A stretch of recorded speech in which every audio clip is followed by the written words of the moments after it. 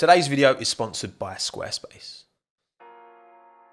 On the 30th of December 2020, a much younger, a much thinner, a much more naive Tommo made his 2021 season predictions. Today's the 13th of December 2021. The season finished yesterday, so now we're going to take a look back down memory lane and see how badly I got things wrong, or how good I got them right. I broke the original video into 3 sections. I gave my kind of season awards first, then I looked at the Constructors title, and then I looked at the Drivers title. So we're going to start with the awards, giving my most improved driver of 2021. My choice for this one is going to be Esteban Ocon. Now, he didn't have a great start to last year. SD. Came good, I felt, towards the end, to be fair. Interesting. So after 2020, he got beaten quite convincingly by Daniel Ricciardo at Renault over the course of the season. But by the end of the year, like I'm saying here, he did do a pretty good job. And you know what? I think Esteban Ocon's a pretty good shout. Alongside Alonso as well, who's going to really light a flame under his arse. And I think Esteban will respond well to that. I really do. And I do really think he did. I think that did light a flame up his backside, and he did a good job this year. He got that win. Obviously, yes, he was very fortuitous to be in that position, but he still brought the dub home. Almost got on the podium at Saudi as well. That was almost making it 2 Alpine podiums in a row. And, qualifying gap to Fernando, super close over the course of the year. I'd say that, I actually put out the question on Twitter, last week, asking who you thought was the most improved driver. And Ocon was right up there in the mentions. Esteban Ocon, I'm taking the W on this one. I think I called this quite well. We've got to start with some wins because there are many losses in this video, I assure you. Next, we have fiercest team rivalry. So I'm talking a combination of close battles. So in terms of points, they'll be pretty similar, battling a lot. And maybe sometimes it kind of blowing over and getting a bit heated, which we didn't really see last year from many teammates. There wasn't really that. We didn't see too much team drama between teammates this year either. Off the top of my head, I can't think of much happening at all in terms of teammate beef, but we all know who was close. I'm going to say the Ferrari boys in Charles Leclerc and Carlos. I think that's a good shout. Carlos is not going to want to come in there into the Ferrari fold and settle for second place. I don't think so at all. I think he's going to push Charles. I think Charles ain't going to like it, and I think that could get a bit feisty. It didn't get to, they kept it together pretty well, but Carlos finished ahead of Charles by the end of the year. Carlos jumped into Ferrari and did a fantastic job, and I think Charles was the better driver over the course of the year, but the context of this being Carlos's first season at that team, especially when you look at how much Seb struggled relative to Charles last year, Carlos Sainz, fantastic job. And once again, I think I could take a W on this one. I think as fierce teammate rivalries go, yes, you could argue, Ocon and Alonso were probably closer, but Ferrari up there fighting McLaren as well. Both drivers delivering. I think that's a pretty good shout. Now for my flop of the year. And again, I'm kind of categorizing this as, if you know, this is where things start to go wrong. If someone's not expected much and they don't do very well, they're not going to be here. Someone who I think a lot of people are expecting, but I don't quite buy it yet. I'm not quite on the hype train, and it's probably because I'll be the first to admit I'm not a fan of him. I don't like the way he conducts himself. Historically, I hope he changes that. It is, of course, Fernando Alonso. Look, he's been out of F1 for a while now. He's the only driver coming in who hasn't been doing regular Formula racing. Look, we all know, okay, I was very wrong on this one. 2 years out the sport, 40 years old, jumping back. I didn't expect him to be as competitive as he was in the past, but proved me wrong. Fair play, Fernando. Smashed it. And 2021 Fernando has been a joy. I've almost kind of liked this version of Alonso speaking his mind. I think in the past there's been issues within the team, but there's been none of that this year. Fernando's issues have been with outside factors, and I think this year Fernando's been quality on and off track. Very wrong on this one. And then my driver of the year, so again, not necessarily the person who finishes top, but who performs the best relative to the... I know what's coming here. I think some of you do as well. I'm going for Daniel Ricciardo. When you take into account it will be his first season at McLaren are making steps forward, and he's one of the best drivers on the grid. He's top 4 drivers for me, Daniel Ricciardo, and I think he's going to take to that McLaren like a duck to water, and I think he's going to slap it. Do I think he's going to outperform Norris? I rate Norris very highly, but Ricciardo, for me, is on another level. I think he's going to smash it in that McLaren this year. I pray that I'm right, because I'm of course not. we've lost You're not Alec. right. You're not. You're so wrong. You're so wrong. That was a tough watch, wasn't it? Look, Daniel did not deliver, especially at the start of the season. Really, really poor form going into this season. Consistently beaten by Lando Norris. Better towards the end of the year, but too little too late. Let's move on from this one. Big red X against Daniel Ricciardo's name for the... Yeah.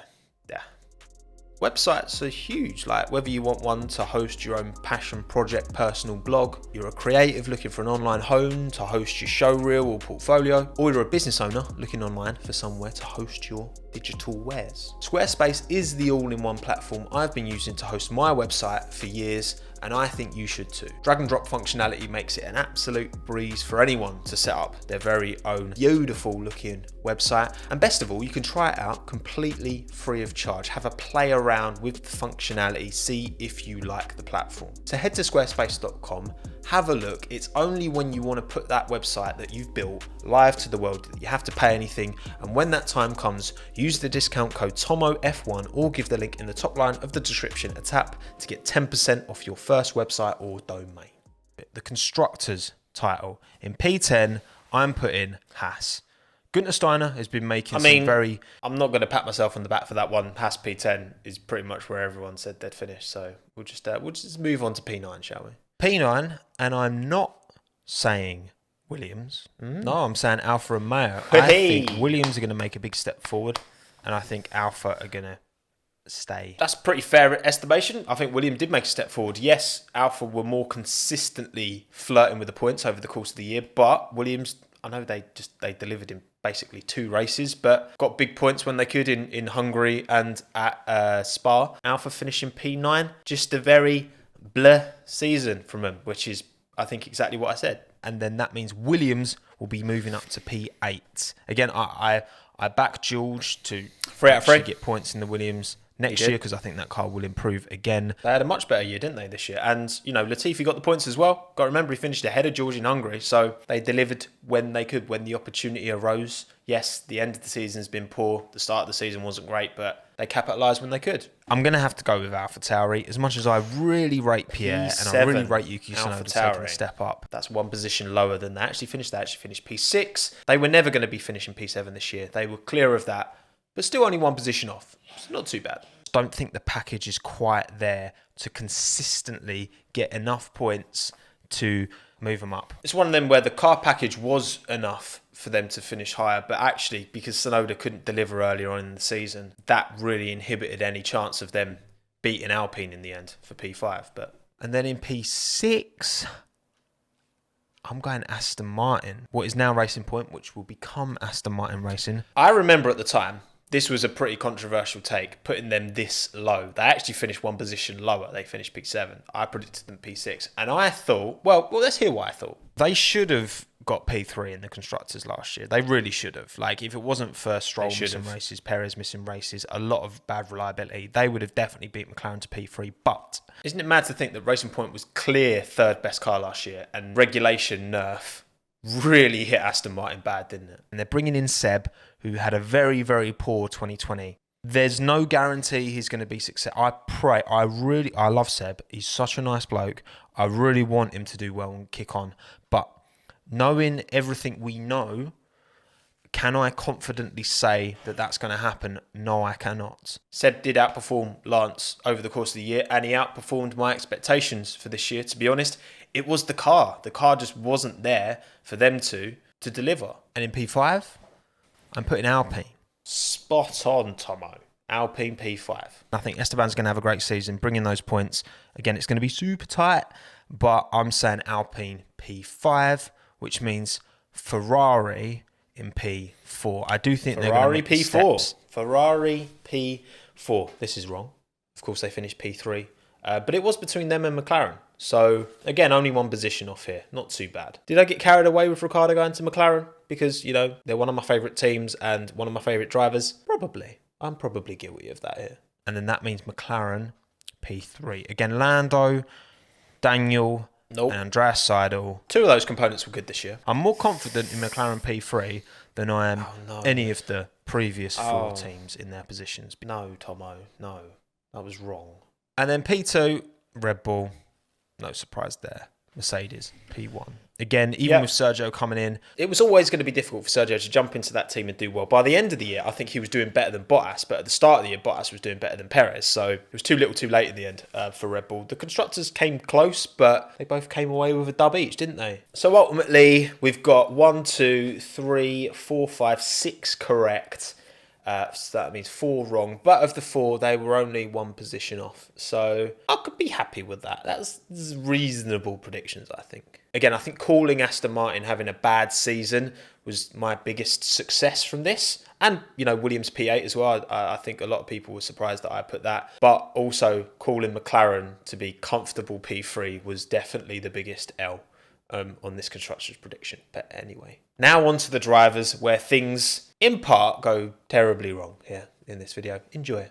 I've put Haas P10. So no surprise, we've got Mazepin P20, Schumacher P19.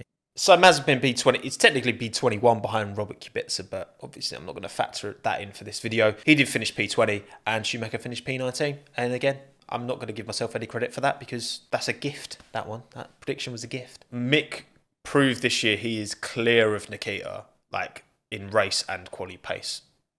Zero question. P18, Latifi, again, Williams. Okay. Nicholas actually finished P17. I predicted him to finish P18, so 1 off. Picked up those points in Hungary. Other than that, would have been a struggle. Probably would have finished P18 if it wasn't for that Hungary result, but fair play to Nicky. He got the points when he needed to. And then P17, I'm saying Kimi Räikkönen. Again, I feel like his performances kind of fell off towards the end of last year. Räikkönen 17, actually finished 16. I obviously backed Giovinazzi to do better than Räikkönen, but even though Giovinazzi has consistently outqualified Kimi for most of their time together at Alfa Romeo Sauber, Kimi has always delivered more, if not equal, points to Giovinazzi, and that's exactly what happened this year as well, because clearly in the race he does a better job. P16, I'm saying Giovinazzi again. Russell Giovinazzi. Giovinazzi, P16. Nope, he was P18. 2 off there, Tommo. Giovinazzi got himself into Q3 like a few times this year and still managed to finish P18 behind Latifi, who didn't get through to Q3 once. Antonio just wasn't able to convert those results in the races. Such a shame. He's shown promise. I wish him well in Formula E, but I don't think he did enough to properly, stamp his authority on that Alfa Romeo seat this year.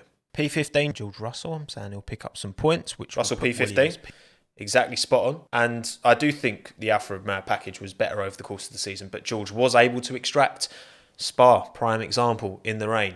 P2. I know it's half points and you can challenge the legitimacy, but ultimately Russell put the performance in on that Saturday, was rewarded for it, so fair enough. I don't want to curse it, George. I'm just not going to say anything more, mate. I didn't curse it. I'm saying Yuki Tsunoda. And Yuki Tsunoda's spot on as well. To rate Yuki again, I think that AlphaTauri package. And again, it was more to do with him than it was the package because Pierre proved that car was quick. It was a lot to ask of Yuki. Going from F4 to F3 to F2 to F1 in consecutive years, it proved to be the case as well. Pierre driving on such a good level, it was always a lot to ask of Yuki to be able to beat Pierre, but at least he didn't whitewash him in qualifying. P13, I'm saying Lance Stroll. As much as I do 3 correct in a row. What I mean? Nothing to shout about this season. Not amazing, not terrible. But ultimately, he was beaten by his new teammate. And Lance has been at that team for a while now, so that never reflects particularly well. P12, I'm saying Fernando Alonso. Again, I hope I'm wrong. So, look, I said Fernando flop of the year. P12, it's 2 places off. He finished P10 in the end, so it's not like I absolutely hammered him. Again, it was just, for me, expectation of Fernando was incredibly high, and I was like, nah, he's not going to get to those levels. He did. Fantastic result from this year. Better than I thought he'd be. What more can I say? P11, I'm saying Gasly again. Gasly P11. An amazing driver. An incredibly talented young man. 2 places off. He finished P9 in the end. I said P11. And again, that car was better than I thought it would be. That's the long and the short of it. If Tsunoda was operating at Pierre's levels throughout the season, they would have finished ahead of Alpine in P5 in the Constructors. P10, I'm putting Seb. I think he will rediscover some of that. Seb, so actually, yeah. Seb finished 2 places lower than I predicted he would. And again, I do remember getting some stick for this. People are like, you've ranked Seb too low. Well, actually, he finished 2 places lower than I predicted him. So actually, who was really wrong? But no, Seb this year, I think, has performed very well. He's done better than Stroll for sure. But again, it's the car that's got in the way of him and Lance finishing as well as maybe they should have. Esteban Ocon P9. Again, I think he's going to have a very strong year. That he's Ocon P9, 2 off there. Again, we got the right drivers here. They're just kind of jumbled up in the wrong order. And Esteban didn't have as good a season as I was hoping. That purple patch in the middle. If you take away that and put in some consistent points finishes, did he have a crack at his chassis? Did that kind of inhibit his chances of doing better? Probably, maybe. But all in all, good season from Esteban. Not quite as good as I predicted though. P8, Carlos Sainz, and P7, Charles Leclerc. Ooh. 2 Ferrari boys will be there. So it's a L followed by a W here. Carlos Sainz, 3 places off. He actually finished P5, getting that P3 at the end of the year. Fantastic season, fantastic debut season for Carlos Sainz. Jumped into that Ferrari, took to it like a duck to water, which a certain other driver, who we haven't yet mentioned, didn't when they joined their team. But yeah, fantastic from Carlos. I didn't anticipate he'd do as well. I thought he'd do well, but I didn't think he'd do this well. So credit to him. But Leclerc, spot on. He was P7. I predicted P7, and he was. But that's kind of lucky because I predicted Leclerc to finish ahead of Sainz, and he finished 2 positions behind his teammate. So P6, Lando Norris. I think he's well done. Just P6. his first year was good. Last year was even better. I think going into next year could be even better. It'll be his 3rd year in Formula 1. Lando was so good this year. So good, especially at the start of the year. I know the results trickled off towards the end of the season, but I think his performances were top tier throughout the bulk of this season. Could have got that win in Russia. Maybe should have got that win in Russia. It's a bad strategy call from him and the team ultimately. Incredible year this year. Convincingly outclassed his teammate, who we still haven't mentioned yet because we all know that one's coming up, don't we? P5. I'm saying Sergio Perez. Now, Perez. Ooh, controversial.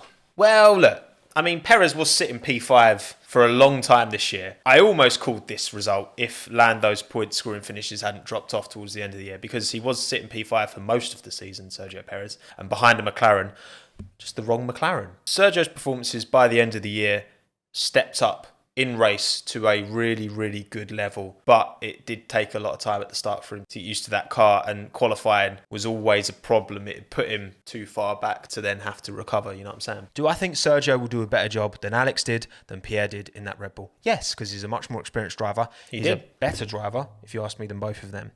He is. But maybe not clearly, you can't ignore the fact that there's clearly an issue with that second car at Red Bull. You can't ignore how Pierre was so bad and then was so good in the AlphaTauri. Look, Sergio's been at the same team for 7 years at Force India / Racing Point / Aston Martin. Now it's a whole new thing, a whole new team around him. As good as Sergio is, I do think it's not going to be quite as amazing fairy tale as a lot of people. I've only heard facts there. Yeah, I remember going into last year, some people saying, oh, Sergio's going to show Max up, and it just never came close to happening. Sergio did a better job than his predecessors, but still not on the level of Max Verstappen. I'm putting in P5, but not so much for him doing bad, but the fact that I think Daniel Ricciardo will be P4, because Daniel Ricciardo is going to slap it up, mate. I've got so much faith in Daniel Ricciardo delivering the goods. Oh, God. Really? I actually said that. Oh. Daniel didn't slap it up. He got slapped up. They're very different things. I've already talked about it. 4 places off. He finished P8 in the end. Let's move on. All right, top 3 time. Last year I went risky. I put Verstappen P1. Final 3. Not so much because I doubted Lewis, just because I thought it was a great opportunity for it's going to be Valtteri P3, Verstappen P2, Lewis P1. Isn't Bottled it. Max should have beaten Valtteri. To be fair, if it wasn't for Nicholas Latifi bidding it into the wall in Abu Dhabi and Michael Mass's creative interpretation of the rulebook, this is how it would have finished. This could have easily happened. Bottas was 3rd. It went down to the wire, as we all know. Max Verstappen came out on top. It's funny, my 2020 predictions, I predicted Verstappen to win the title. And then 21, I predicted Lewis. I just got it the wrong way around. So I've mispredicted the title winner 2 years on the spin now. And going into next year, who bloody knows? That's the problem. I'm probably going to have to hold off this video, this new predictions video 2022, until testing, because we've got literally nothing to go on. Like, it could be Haas, who are the best car next year. Like, it actually could be. There we have it. The 20 drivers. You didn't. The 10 teams. And there we go. This is right. Let's have a look. I mean, look, okay, so the biggest L's, me being really confident in McLaren getting P3 and just Ricciardo generally. Fernando Alonso, very wrong on that front. Sainz as well, big underestimation from Carlos Sainz. These lot were close on points, 6, 7 and 8, but yeah, definitely wrong on Fernando. And obviously the title winner. But then on the success front, I think predicting Aston Martin to have a poor season, pretty good. Predicting Williams to not finish last, not finish ninth either, pretty good. Rivalry and most improved as well, Ferrari and Ocon, I'd say pretty good on that. And generally speaking, apart again from Sainz and Ricciardo, my predictions weren't miles. I mean, I got 8 correct. Is that good? I don't know if that's good. Maybe. I haven't looked at anyone else's prediction reaction yet. But overall, I'm pretty satisfied with how I've done. Not too bad. So that's a wrap. Let me know down in the comments what you thought of my predictions, and did you make any mad predictions that actually came true this season? Let me know in the comments below and I'll do my best to get back to you. Thank you to Squarespace for sponsoring this video. My name is Tommo, as it typically is. Like and subscribe the video as well. Thanks again. Have a good one. Ta-da.